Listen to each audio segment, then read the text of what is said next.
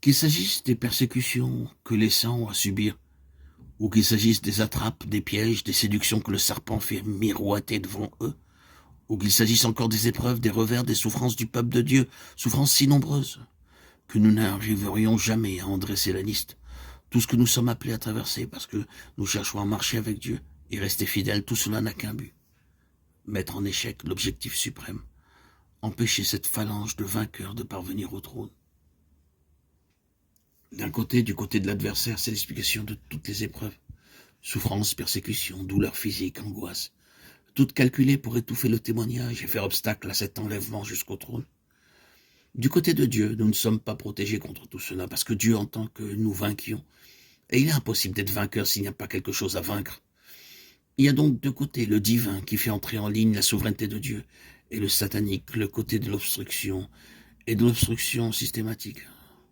Tout ce que nous vivons, bien-aimés, est en rapport avec cet état de choses.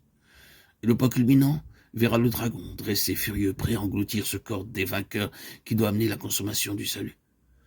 N'est-ce pas une chose énorme et infiniment solennelle de penser qu'une phalange d'enfants de Dieu, petite ou grande, nous ne savons pas, mais comparativement petite, semble-t-il, va être pour Dieu l'occasion de précipiter la crise finale. C'est-à-dire que ce sont eux qui, à un moment donné, vont provoquer dans le ciel une situation telle que Satan et ses anges seront obligés d'abandonner la place. Je trouve pour ma part quelque chose de merveilleux dans cette parole. Il ne fut plus trouvé de place, comme si le ciel disait « Nous n'avons plus de place pour vous ici ». Dieu nous garde de ce qui peut paraître plaisant dans cette affaire. C'est quelque chose de trop solennel. Mais c'est cela. Plus de place dans les cieux pour Satan. Voilà l'aboutissement. Et ce qui va en être l'occasion et le facteur déterminant, c'est l'enlèvement au trône, à la face du dragon furieux de cette phalange de vainqueurs.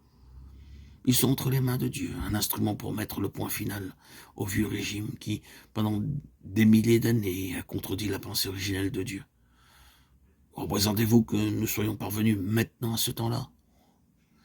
Supposez que nous soyons entrés dans cette dernière phase. Cette seule supposition expliquerait déjà bien des choses. Mais l'intention de Dieu, bien-aimé, à l'heure présente, est de nous montrer comment vaincre.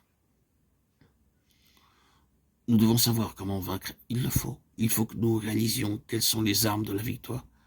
Quel est le terrain de la victoire? C'est ce que nous avons en vue dans la suite de notre étude. Arriver à comprendre le sens du mot « vaincre » aux yeux de Dieu et apprendre ensuite comment vaincre. Avec l'enlèvement au trône de cet enfant mâle, de cet être corporatif, un important changement a lieu sur la terre, aussi bien que dans les cieux.